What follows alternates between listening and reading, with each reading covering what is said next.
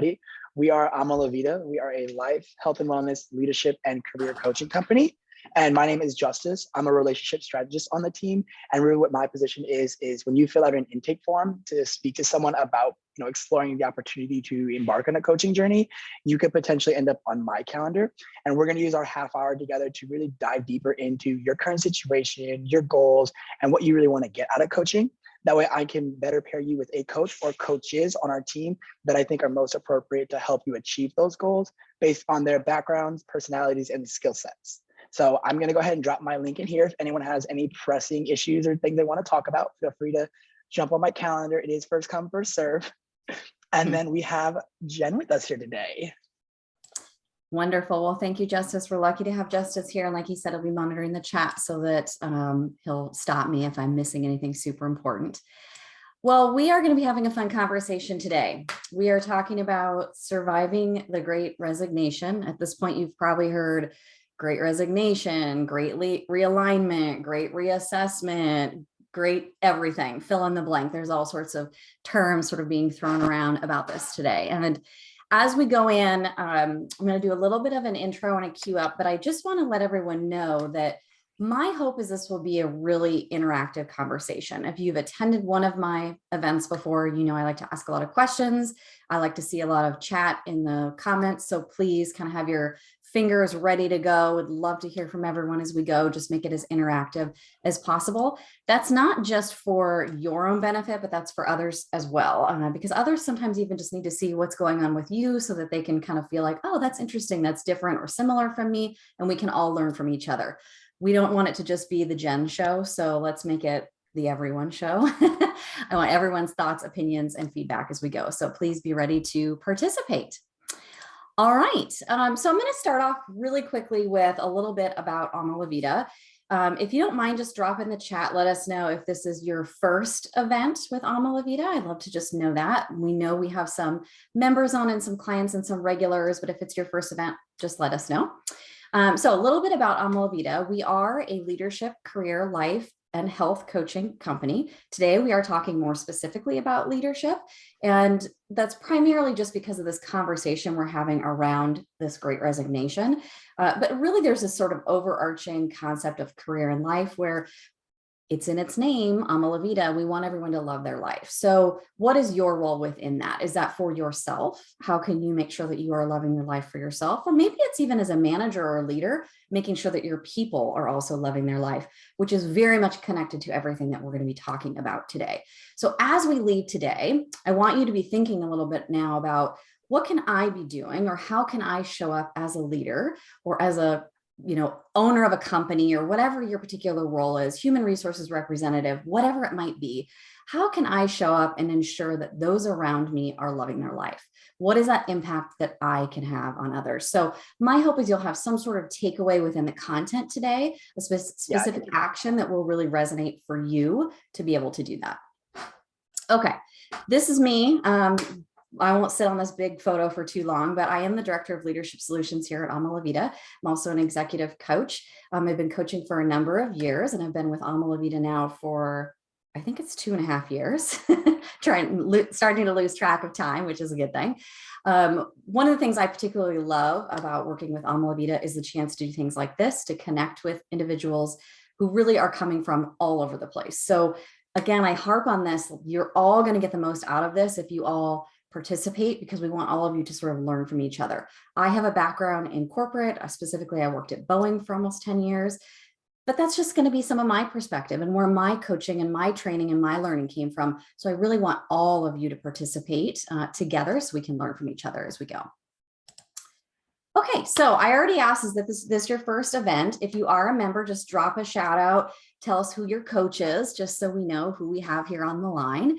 I'd also like to hear a little bit more about where folks are coming from. If you joined a little bit late, let us know where you're calling in from, maybe what company you work at, just kind of what's going on for you. The other thing that I've been fascinated to kind of hear from individuals on is, are you working from home? Are you back in the office? Is it a hybrid situation? Just kind of what's going on. Oh, good. We have some Coach Sherry and Coach Laura fans out there. So yay. Okay. why are we here? So today we're talking about the Great Resignation. It is here. It's upon us. We're living it. And the reality, it's not going to be going away anytime soon. So employees are expecting more and more from their leaders, and they're ready to leave if those expectations aren't met. This is just some terminology that we came up, or some wording we came up with to say, hey, this is really important right now, and we need to be paying attention to this. So whether you are a leader, a manager, whether you're a company owner, you're a human resources representative, or you're an employee, hopefully there'll be something in our conversation today that will resonate with you and kind of get you thinking a little bit about what you can do or what action you need to take for you personally outside of today. We are going to be doing a little bit of group coaching, as I mentioned. I really do want that collaboration. So my hope will be that we can kind of ask each other thought-provoking questions and have some great deep conversation. There are probably at least 10 to 12 questions. This deck is primarily questions, so just kind of be ready for that as we go. As Justice mentioned, this is recorded, and you can go and register for some future events as well, which would be great. Really want you to be present, take notes, and make sure at the end of this thing that you have some sort of action that you've documented for yourself. And if you have some questions, that you ask them so we can make sure to address those prior to the end of the conversation. We will take most questions at the end. However, because we'll be having a lot of dialogue, don't hesitate to drop them in the middle if it makes sense based off of what we're talking about. Okay, so what is the Great Resignation? So I'd love to just kind of, this is where I'd love to start hearing some chats. So get your fingers ready. One word, one sentence, one paragraph, whatever makes the most sense for you. But what does the Great Resignation even mean? You know, what is it meaning? How are you seeing it in your life? How is it showing up for you? Do you have a friend who's experiencing something, a coworker who's experiencing something? Or do you have employees that you're losing? Like, what is going on for you when we think about this Great Resignation? What does it even mean? And really, why are you here? You know, what was enticing about this other than, oh, this sounds like an interesting topic? Like, what is it that said, this could be interesting. This is something I need to attend. Many people are leaving their current job and looking for something different. It's true. It's absolutely true. Lots of change going on right now, and for a variety of reasons, which I think we'll get a chance to touch on today. Lack of workforce. It's interesting. And the question is why? We keep hearing a lot of people saying that. Why is there a lack of workforce? What's really going on there? Is there really a lack, or is the pool smaller for some reason as individuals are discovering and maybe realigning a little bit better to what they want? Lots of turnover, freedom of choice. I think that's a great way to say that. Hopefully in all the right places for all the right people, but maybe not necessarily for everyone.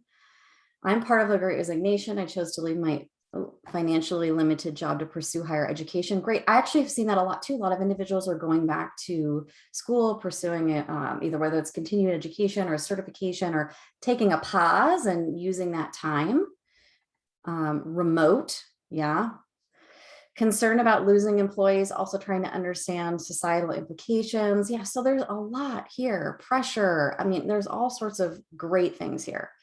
A lot of the time, I think during COVID, it resulted in folks thinking about moving on to another role with a new company or retiring, buying a Sprinter van and going for van life. That is so true. I keep hearing all this stuff about, van life, and I mean, it's, think about it, whether it's a generational thing or whatever you want to call it. If we all have that realization, hey, maybe we can live with a little bit less and be a little bit happier. Do you have the ability to lean into that and take that risk? Some people do right now, so we're all just kind of in a very different place. So what does that mean? If we're all in a different place, we're all going through different things. We all have different expectations. How do we start to solve this problem? And I would just love, we'll get into it a little bit deeper, but I'd love some thoughts from those of you here, knowing that some individuals are going to quit and go for the Sprinter van. Some are going to go back to school.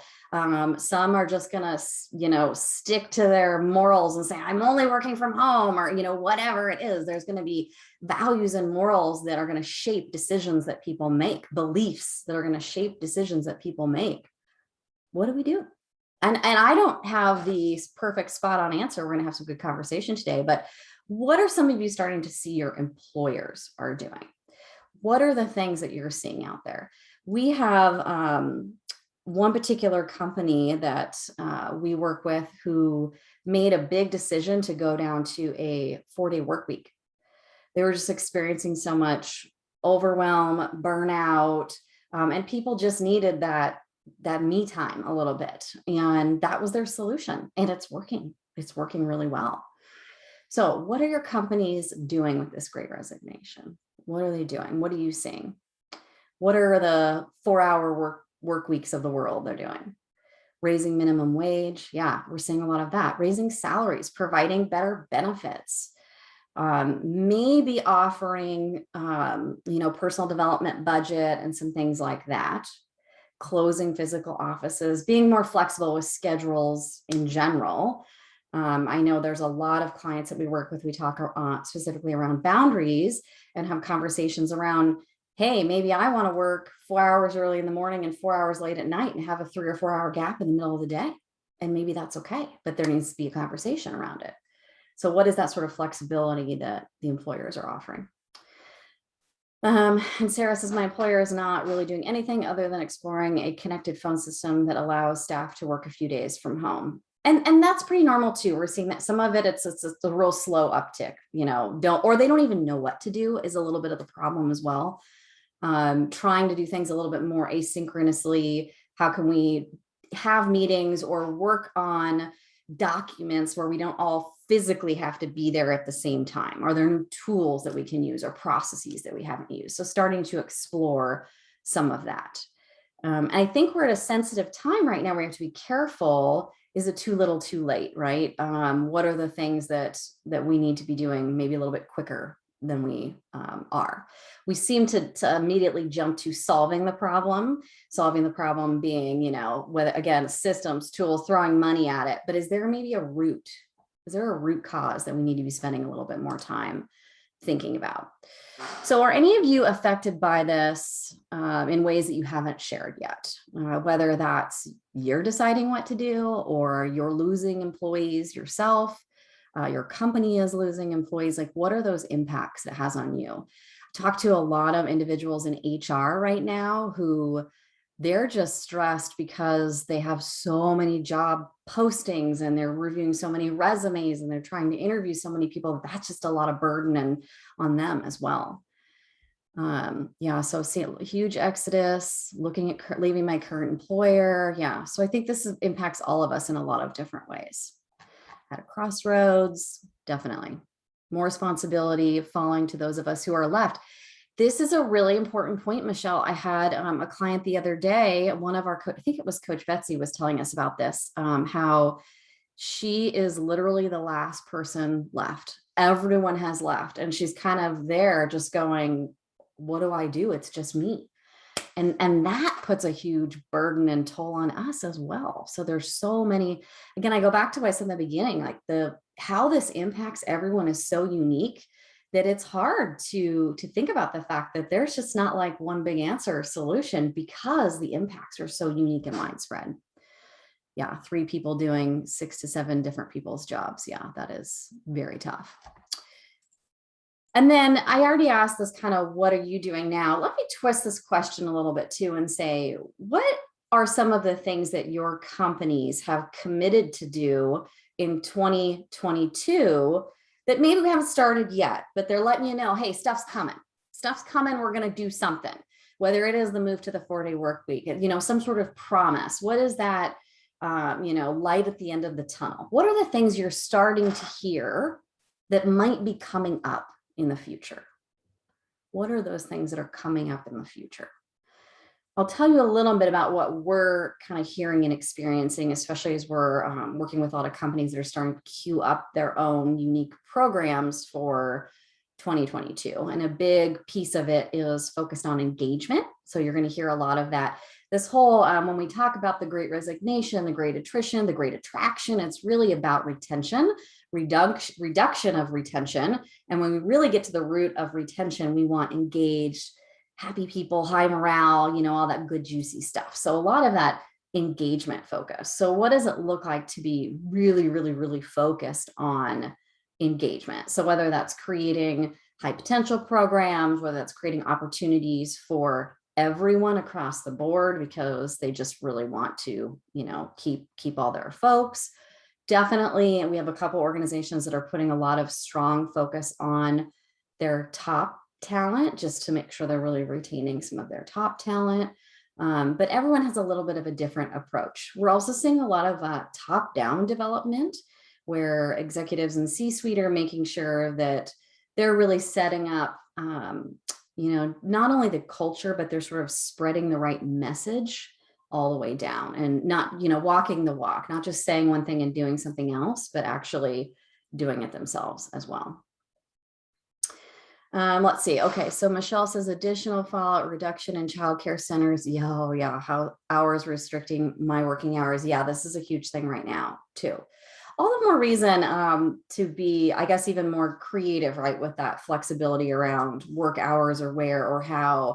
And there are some things that like we just can't control. I mean, Michelle can't control the fact that the childcare center is only open so much, right?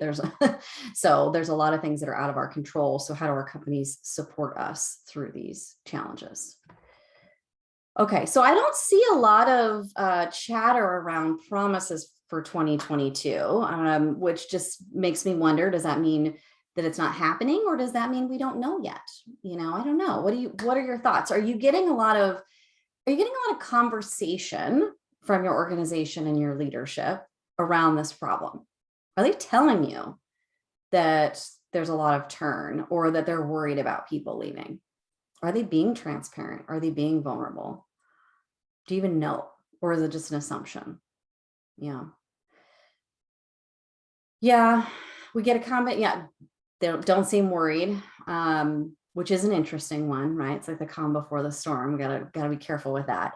But no conversation. This happens a lot too. So what can we do as individuals to control that a little bit, or ensure that that conversation starts happening? Is there a managing leading up conversation that needs to happen? Is there a deep reflection for yourself around, what does it mean for me to be engaged? How am I happy? We have a program called Illuminate Your Purpose, which runs through your passions, your gifts, your values, and your purpose. It's a really great time to be doing that sort of a reflection and really be thinking about, what does all this mean for me? And where do I need to be? And what does that look like? And then how do I get comfortable with that so that I'm prepared to have that conversation as well? So it's a great time to be doing some of that self-reflection. Even if you're that poor person who got stuck all alone and you're doing multiple jobs for multiple people, that's a great reflection time for you too, because nobody wants someone to be doing 6 times more work than they should be. But it's a good time to say, hey, do I love this job so much that I keep doing that? Or do I ask for help in another way? Or, I don't know. But it's a great time to be kind of reflecting on some of that. Short-term promise into 2022 to continue optional work from home. Yeah, we're seeing a lot of that too. I think companies are banking and leaning on flexibility being something that will fix and solve a lot of what's going on. But there's a lot more of a human aspect to it than maybe has previously been recognized. So 88% of employers that were surveyed in this particular survey that I extracted this information from said that the pandemic has led workers and job seekers to rethink their career and work priorities. Probably nothing real shocking here, but if you were to have taken this survey 3 years ago, even, that 88 would have been more like maybe 40%. And obviously the word pandemic wouldn't be in there, but the amount of people who are either questioning things, looking at what their priorities are, looking for other work, actively looking for other work, passively looking for other work, it really kind of spans them both, is really, really, really high. Really, really, really high. So it's just something to keep top of mind, because there are going to be those companies, those other places out there that will start doing those things to turn this from a great attrition into a great attraction. So the companies that do some of the stuff we're going to go through well will become the attractors. So, for those of you who are leaders, those of you who are HR reps, those of you who own companies, what are you doing to become those attractors? Because you're going to start scooping up those companies from all these other places. And it's starting to become very apparent, even like big name companies, that you can't just fall on a great name. You can't just fall on a company that was a great company 2 years ago, because it's becoming really obvious which ones still are and aren't anymore. So what does that great attraction now look like? What are the ways that you're engaging people and creating conversation instead of, that attrition? Jack says most of my employees and customers are millennials. Yeah, and maybe that leads to the van life thing. Probably some better sense of reflection maybe than in the past as well. It's just a crazy time, and I think this pandemic in general has impacted all of us so uniquely that that's something we really need to kind of take into consideration. Let's see. Oh, Evan's got a nice long note here. Let's see. The pandemic exposed how much of the social safety net has been reduced in the last 40 years. In lieu of that safety net, the onus falls on companies to fill those needs for their employees, but they've been encouraged to chase profits for some period of time due to low unemployment, low numbers of open job opportunities. Yeah. So the majority of people in leadership roles aren't really trained to think about how to improve employees' lives. There's the bold right there. They were taught that the pay alone was a privilege, but that is the baseline. So I'm going to skip ahead a few slides. So I think what Evan said is pretty spot on here. The impacts of the pandemic are real. Do people want great pay? Yes. Do they want perks and benefits? Yes. But what do they want more than anything? They want to feel valued by their organization and their managers. It's just like Evan said here. It's this connection to human interaction, colleagues. They want to feel valued, that they have a shared sense of identity or goal within this company, that we're all striving for the same thing.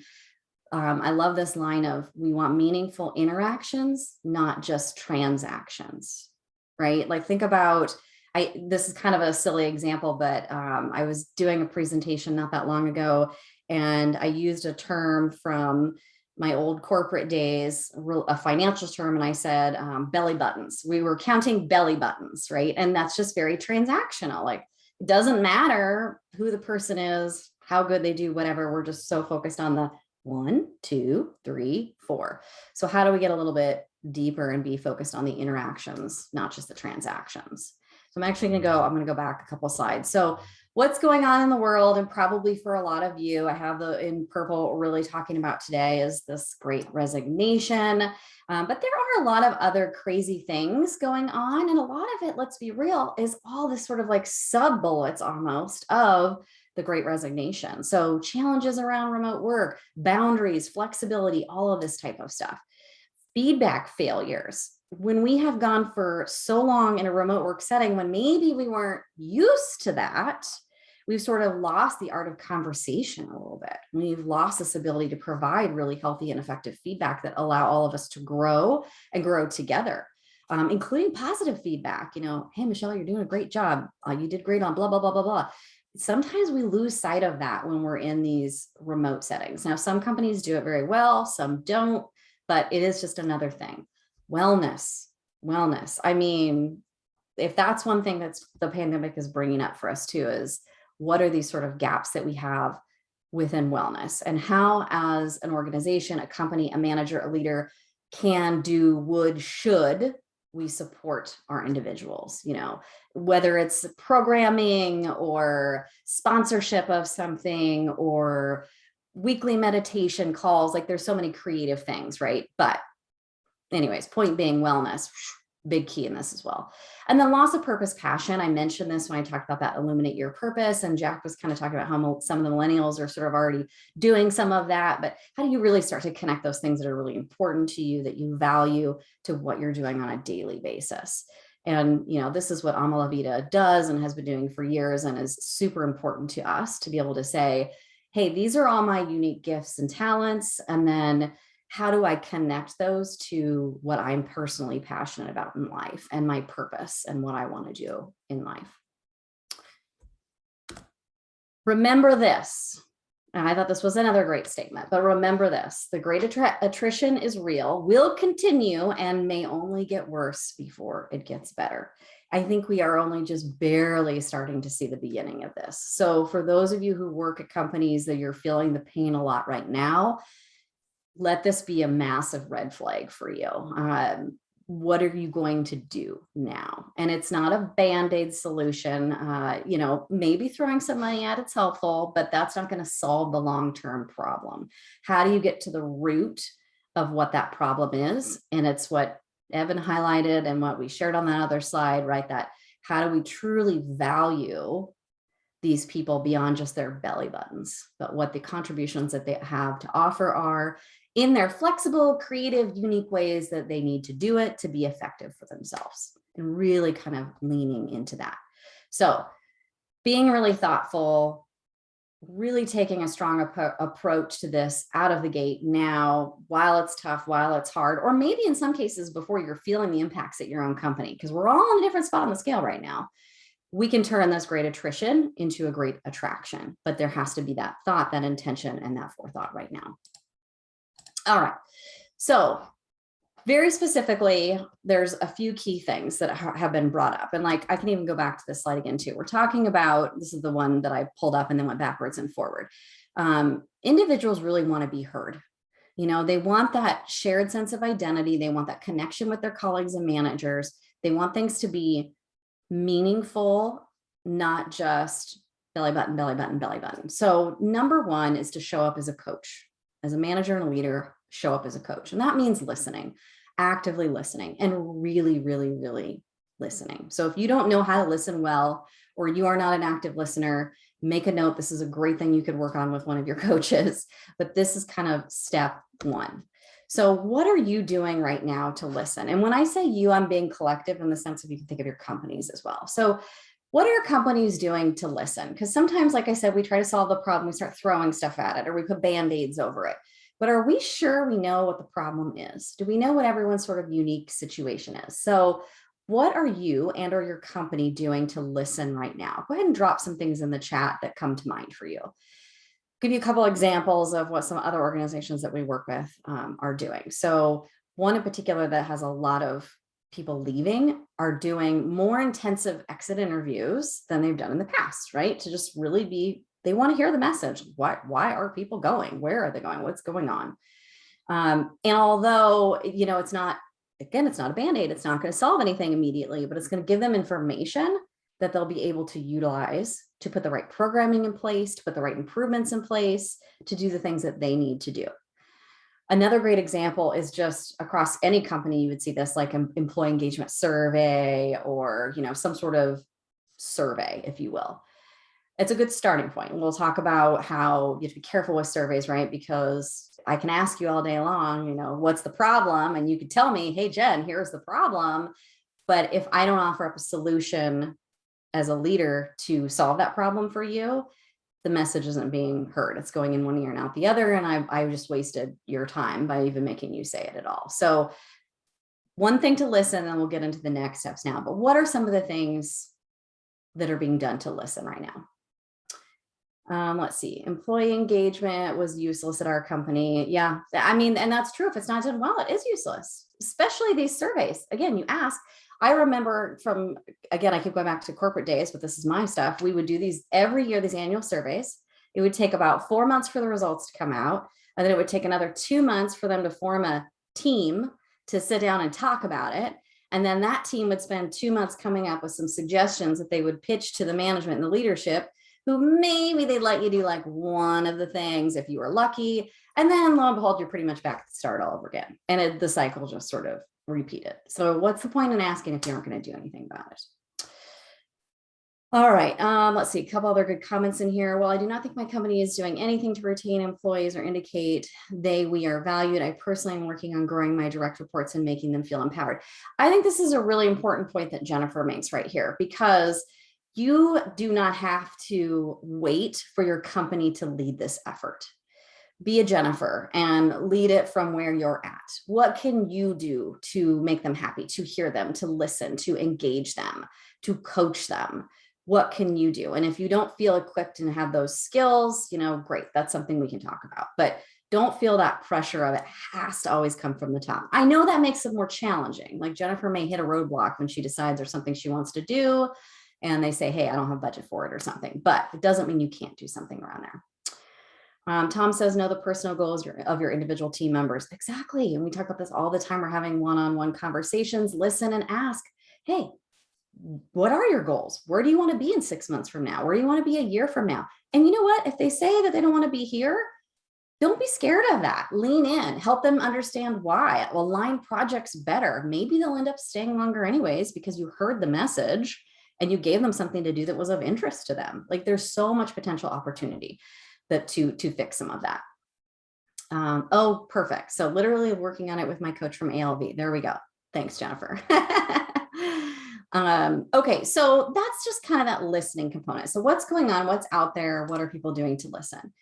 Okay, and then the second piece to this kind of gets into a little bit what I was talking about, but what are you learning and what changes are you making? What are you learning and what changes are you making? So as an individual, your employees say, here's all the stuff, here are my challenges, here's what's going on, here's my goals. What do you do with that information? How do you dissect and do something with it? I mentioned the get creative a little bit here too, because maybe you need to go to your boss, your leader, and ask for budget for a workshop around how to set better boundaries, right? It doesn't mean you have to be the expert, doesn't mean you have to be the problem solver, but you can bring in some people to help you. You can get the right tools, recommend a book to read, whatever it is, bring in some tools and resources to solve, but just know that, hey, I heard your message.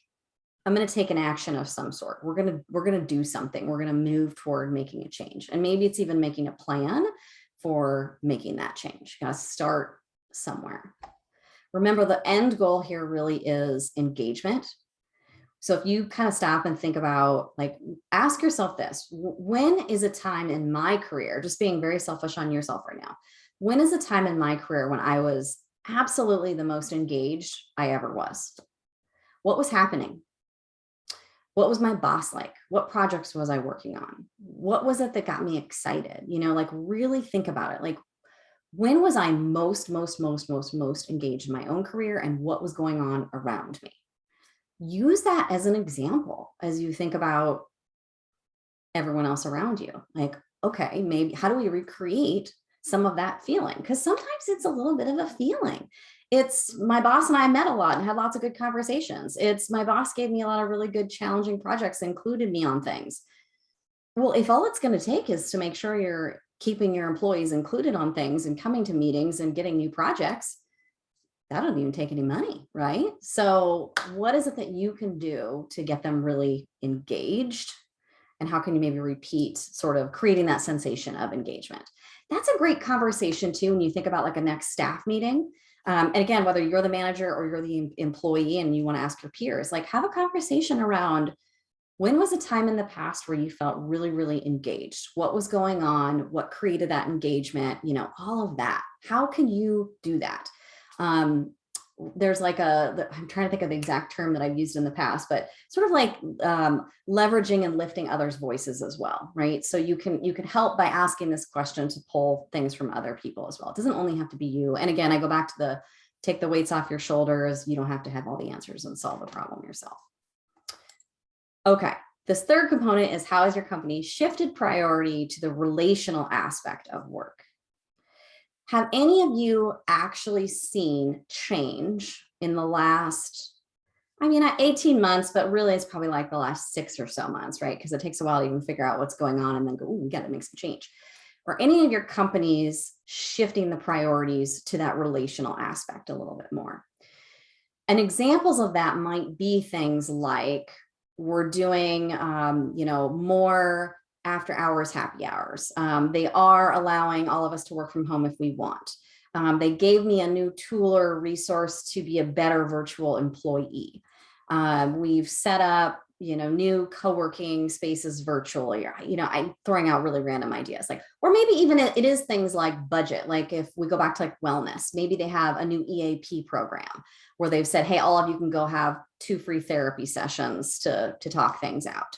Or maybe it's even the daycare or wellness, a gym membership, or pay for your Peloton monthly membership, any of this kind of stuff. There could be things like that. So have you seen any of this sort of relational aspect of the work be more emphasized versus, again, that transactional, not just the belly button? I had a tough weekend last weekend and sent my boss a note on Friday and just kind of was like, got a personal thing going on, I'll do my best to get these things done. And her response was something to the effect of, just go, don't even worry about it, and said in a really graceful, sweet way, as she always does.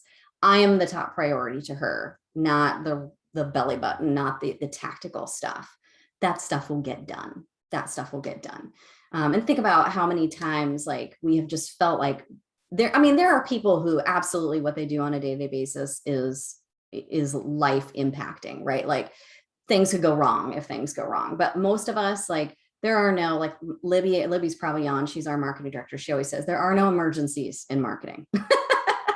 So, sometimes we just need to remind ourselves of that. Like there are no emergencies in workshop facilitation. Like that's okay to just take a step back and remind yourself and remind your team and remind your peers and others as well, and help to comfort others through this process if needed. Okay, so we've got a couple things in the chat here. What does Katie say? We're actually getting more siloed and aren't supposed to know what other teams and departments are doing. It's very discouraging. I know that can be really tough, Katie. I'm sorry to hear that you're going through that. It's a little bit of what the opposite of what we would want to be happening. So, just my challenge to you would be like, what would be some things that you could do to reverse that process? Are there more people that you could meet with or ask questions of? Or how could you bring up to your manager that you're witnessing in this and feel like it could have a negative outcome? Like maybe there's a great feedback or coaching opportunity there.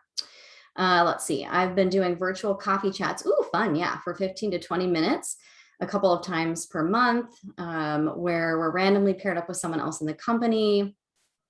They're completely optional, but they've been really fun as we've had so many new team members. We get a question prompt as well. I think that's really fun, especially the random pairing idea. That's really quite neat. And, you bring up a really interesting point too, because it's been, whatever it is now, 18, 20 months. Think about, there are a lot of companies who have hired literally hundreds of people. And so individuals have never met face-to-face. And there's probably individuals on here who hired an employee they've never met face-to-face. So that's just the reality right now. And what does that mean? We only know the box. We just hired a new project coordinator that will be working closely with me. I just happen to be very lucky that she lives about 2 miles from me. So I accidentally ran into her at a Halloween party and it was great. I got to meet her, and otherwise I don't know if I would have. And I've only seen her in the box, and she was like a foot taller than me. And I didn't know, there's just things you don't know.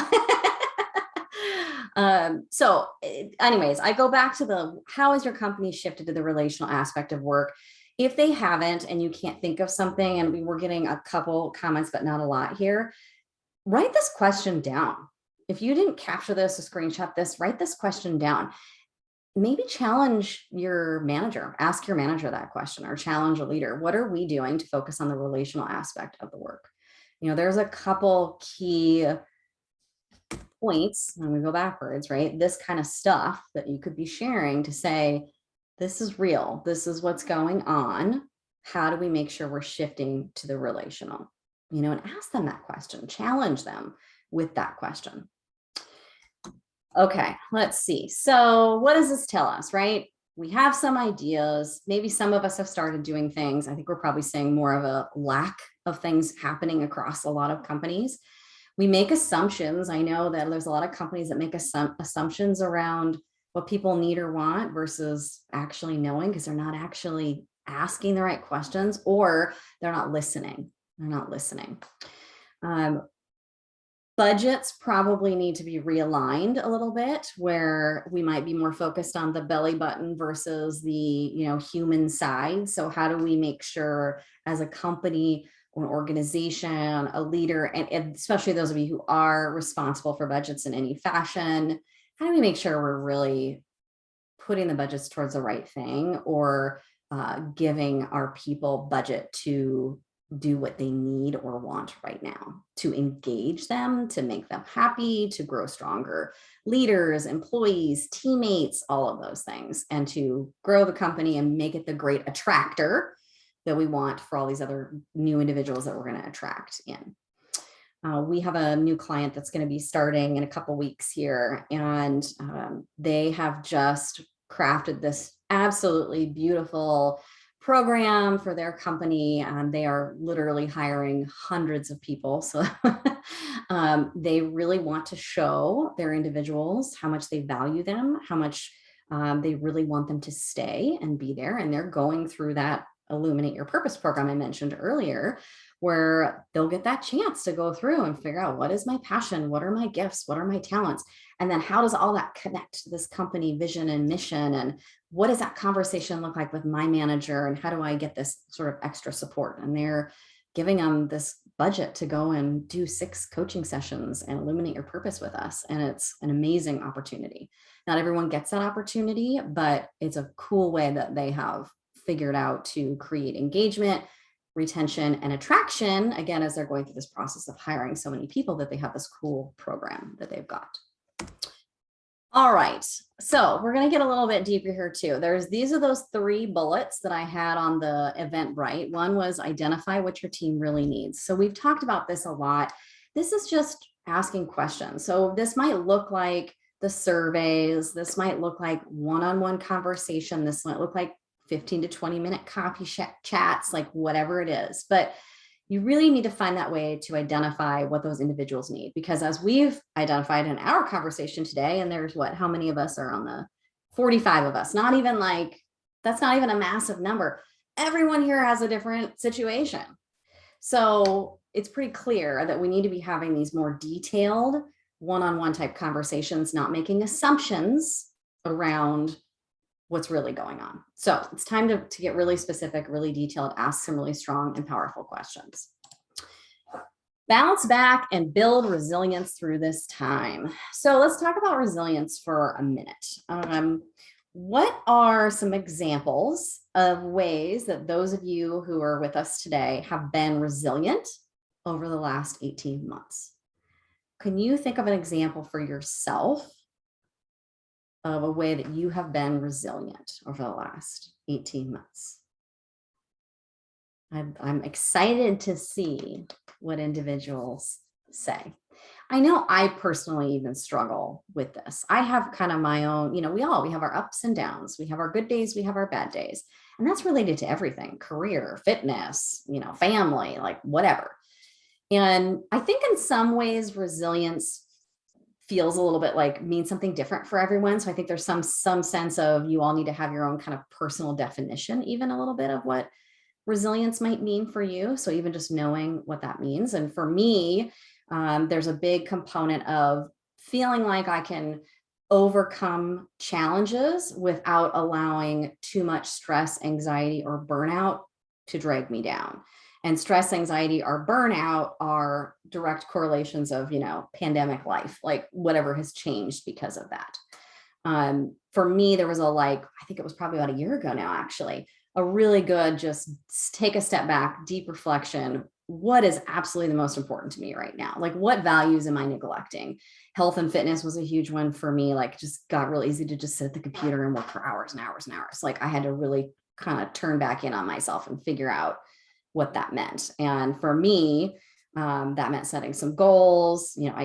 I use this example. I bought a Peloton. I've had it for a year now, and it's just really upped my personal fitness game, but also really helped me to create some better boundaries, because now I got to start at this time. I got to stop at this time. Like, it worked for me. So I found some things that worked for me. I have a really great coach. Her name is Sarah. She's one of our coaches. I work with Sarah. I might have a meeting with her on Friday. And I really enjoy that time with her too, to have those check-ins, to say, hey, these are the things I said were important, my values. Where am I at? How full is my cup within some of these values?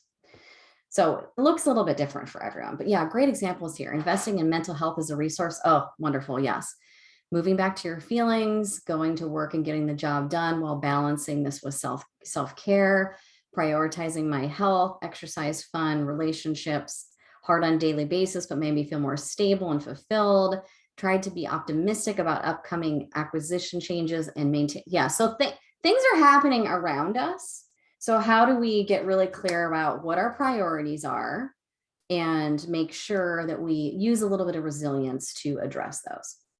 So bouncing back can be tough, but when we fall, we want to fall more like we're falling on a trampoline and we're just jumping right back up than we're falling on a brick concrete wall or cement. And even with our employees, like, how do we help our employees fall fast and just jump fast, right? We don't want them to fall so hard that they can't get back up. So for yourself, for your employees, those around you, when we think about that falling, let's avoid falling on the concrete. Let's fall back on the trampoline and just kind of gracefully bounce back up. So that's a little bit of that component of resilience. And I think it's another one where there's good conversation to be had as well. Like, what does resilience look like for each of your employees? They may all have a very different answer for that too.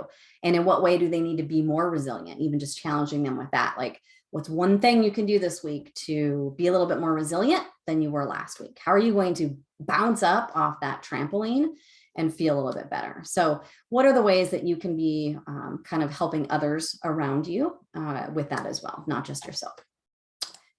And then that last one that we had was reestablish goals for the end of the year and prepare for 2022. I mean, we are coming up on the end of the year so fast, it's almost scary, but there still are just under 60 days. So why not use today? It's the 3rd, stop, do a little reflection, really look at what is it that truly needs to get done at the end of the year. I know we wrote a bunch of stuff down. There's OKRs, there's stuff in documents. Like, we know we've got goals. What's realistic?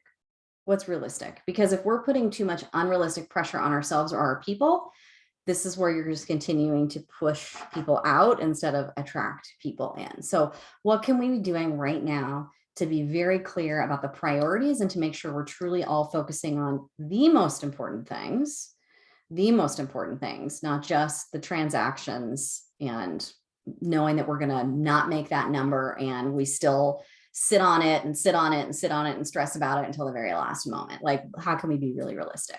And then how does that bleed into next year? What do we need to change or improve? How do we need to adapt?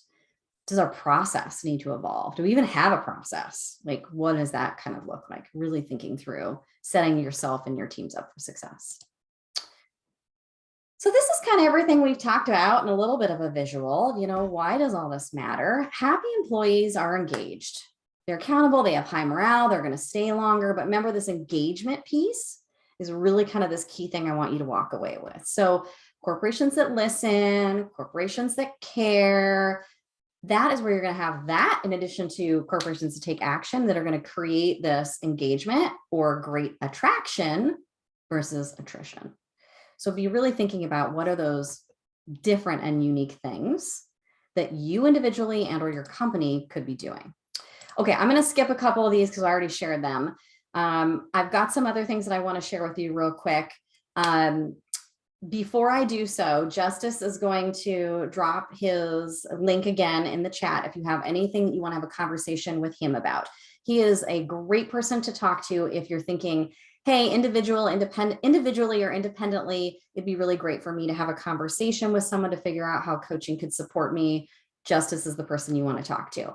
What I'm going to go into are some examples for maybe teams, corporations, or if your company is going to be sponsoring you. If you do have some budget that you can use at year end, I want to give you a couple little options as well. So that's Justice's information. And then you're going to see a bunch of stuff on the screen from me as we segue as well. I thought it'd be fun to do something a little bit different than I usually do. So I'm going to spend about 5 minutes walking through some little examples, and then we'll leave some time at the end for questions. So if you have no budget, your company has no budget, they've given you no money, there are still lots of great things you can do. Number one, I always say ask for budget, because just because it isn't there now doesn't mean it's never going to be there. So there's no harm in asking, potentially even creating or putting together a really great case as to what and why you need it for. Especially now, because if there, some budgets are already locked in for next year, but some are still crafting budgets for next year. So that's an option as well. And don't just assume there isn't any, because sometimes we just think there's not because our manager hasn't told us, but that doesn't mean it doesn't exist. So there's no harm in asking the question. Join our mailing list if you're not already on it. That's a great way to get really good resources, a cadence of weekly or more, because we have a couple different newsletters that you can be a part of. We have, I think the count is 90. I don't know, it's a crazy number of previously recorded trainings on our YouTube page. The link will go out in the email that Justice will send at follow-up. And there's different playlists for career, leadership. Oh, Justice, we're hearing the link for yours is broken. If you want to drop it back in. Thank you.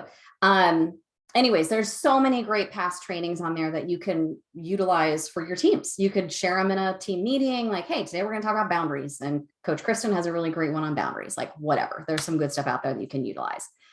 Ask questions, listen, take action. Okay. And we did talk about a lot of other little things for our conversation today. So hopefully some of the other things that you just wrote down or some of the things that you heard from others that were participating as well, you'll be able to kind of utilize those.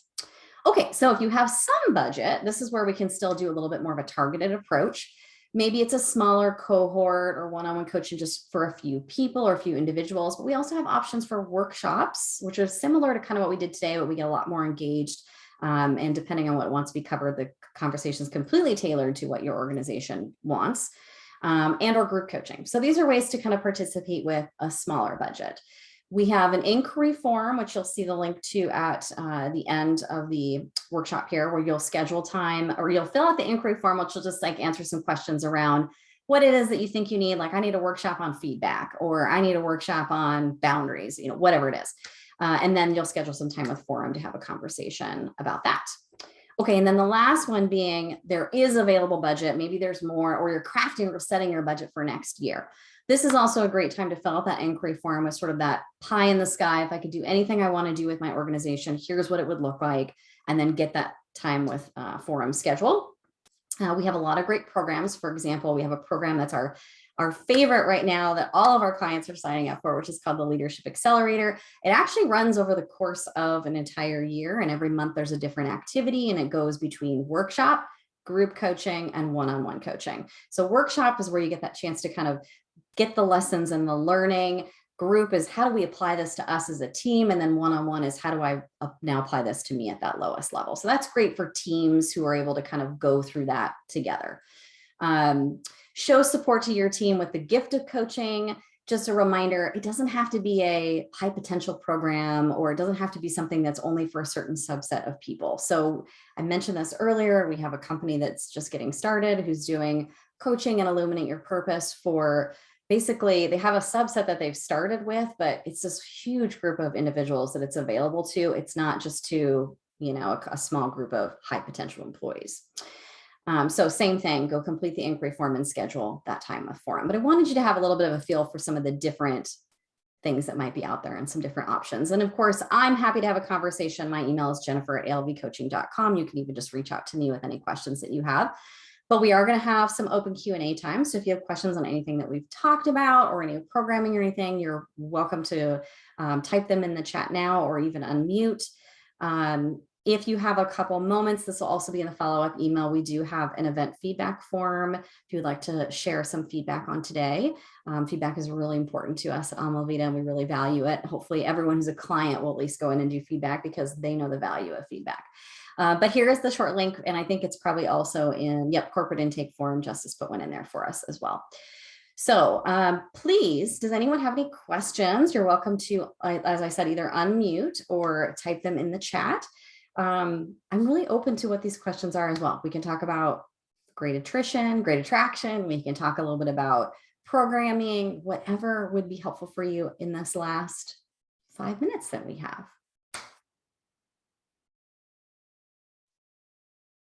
I know it always takes a minute, but someone usually has something. You can also ask Justice a question too, if you have one. I'm looking back at some of the comments too.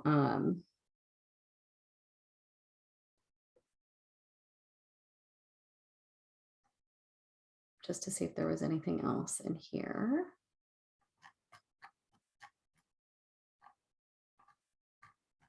All right, I don't see anything here. Okay, who's gonna ask a question? I like questions. I'm a coach. I can sit here for a long time and wait patiently.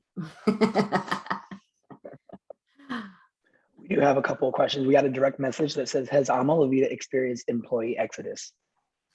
Or our company specifically, I assume is what that means. No, the answer would be no. Have we witnessed it from other people? Yes. So I'm not sure if and I can go into more detail if there's, but I mean, if you are newer to following Alma Vita, I would encourage you to go to the website, alvcoaching.com. And if you go to the About page, and scroll down, you actually learn a lot about our founders, Nicole and Forum. You'll learn a lot about the company. You'll learn a lot about our 9 culture commandments. And we have a very, very, very strong culture. And we, it's funny, I should probably try to give more examples, but when I say, like, we are a virtual organization with the exception of Justice is in the Chicago office, and on occasion individuals go in. Not everybody goes in every day, but it is there and it's available for use. I'm in Houston. We are literally spread out all over the world. We are connected very strongly through virtual resources, including Slack, which we use religiously. And I don't feel disconnected with my team. Like, I don't feel at all like I may as well be like going like this, talking to Justice sitting next to me. Like it feels like everyone is right there. And there's a number of reasons for that. It's the culture, it's the tools and resources that we use. We do operate as autonomously as possible, where, hey, I need comments on this, but people can go in and do it when it's good for them, versus feeling like we have to carve out meetings all the time. We have staff meetings. This Thursday, I'm hosting a craft thing where we're making paper snowflake crafts that anyone can come and join. So we kind of do a whole variety of fun things. But that's sort of the nature of when you live at a company that's all about love your life. That's what we're focused on. But we do try to do some really fun, creative things to create connection. We have another question that goes, how do you talk to your leadership about this topic, like addressing it with HR or other leaders? So I think that's a really great question. I think it does depend a little bit on the relationship that you have and the dynamic that you have with those individuals. So you should be kind of tailoring the conversation to make it work for that. It's just like as we talk about with active listening, like you match people's pace, you match people's tone. It's kind of the same thing when you're addressing a subject like this. You want to kind of match where you've been with them and what the relationship is.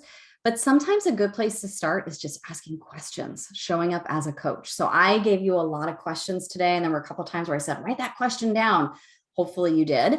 That's a really good way to just start. You could even just say, hey, I'd love some more information around what the company is doing to support wellness. Or is there any budget for me to go get one-on-one coaching? Like, just start with a question and not telling them what to do and how to do it. But just start with asking some questions. That's a really good starting point. There's a previous training out on our YouTube channel on leading up and managing up. If you struggle with that, or you don't have maybe a relationship where you feel comfortable doing that, you could kind of watch back that training as well to see if there's any interesting insights there that are helpful for you. But I'll just warn you now, even what I say within that training is you do all the same things, you just do them the opposite direction is what I say, which some people are like, oh, well, that's not helpful. But the reality is it is. If you want to have good two-way conversation, you have to have two-way conversation. You just got to start somewhere. You ask questions is a really safe way to start. If you're asking thought-provoking questions, not leading questions or yes, no questions that dead end the answer, or why don't we do this? Why don't we do that? Which has a very negative connotation. So just trying to ask really strong, powerful, thought-provoking, appreciative inquiry types of questions. Yeah, great question. And then we have one more from Paul. It says, can you talk about any corporate efforts to improve diversity and inclusion at their companies? Yeah, so I would say there are a lot of organizations doing that. It's not something that we specialize in or that we specifically coach or work around. We do work with a company called Paradigm that is the expert in this. And they have some really, really good webinars and things as well. So if you want to look them up, I think they're based out of San Francisco, but their website's Paradigm IQ. So that's a really great place to go look if you want to look for some resources. As far as us coaching individuals who are going through those types of things, then we do provide that service. So we work with leaders who are having those types of struggles or trying, or maybe even a manager who's wishing their company would do something and is not doing anything or not doing what they believe is right, and then helping them work through what they can still do, how they can still have a voice. So we provide coaching to individuals who may be struggling with some of that. I don't know if that answered the question. Justin, did that answer the question? I believe so. I don't, Paul, did that answer? If you're still here, if you wanted to clarify that, but I think it did. Okay. These are great questions. And look at that, we're at 2:01. Anything else before we wrap up? Paul said, yes, he did answer. Okay, good. And Paul, you're welcome to email me if you want any more information or anything as well. Okay, well, I hope that all of you took an action. I hope that you go take the time to fill out the corporate inquiry form. Like I said, we really design programming specific to what's needed. So it doesn't matter how little or big your budget is, there's something for everyone. So please don't hesitate to fill that out just so we can have a conversation and see how we can support. And go reflect on all those questions. I would love people to just say, oh, I wrote that question down. I went and asked my team. I went and asked my leader, and maybe you'll get something new. Just get the conversation started. And don't forget to ask for budget. If you don't think you have it, ask for it. That's the other good challenge, because you may have someone you don't even know. So, and it's helpful to do whatever you want to do with it at that point, but at least you've got something you can work with. Okay, so good luck, everyone. Go make it less transactional and, you know, more emotion and feeling related. You'll remember the belly buttons. Just think about belly buttons and you'll know what to do. If you need anything else, don't hesitate to reach out to me. Thanks, everyone. It's been a great conversation. Have a great rest of your week, everyone.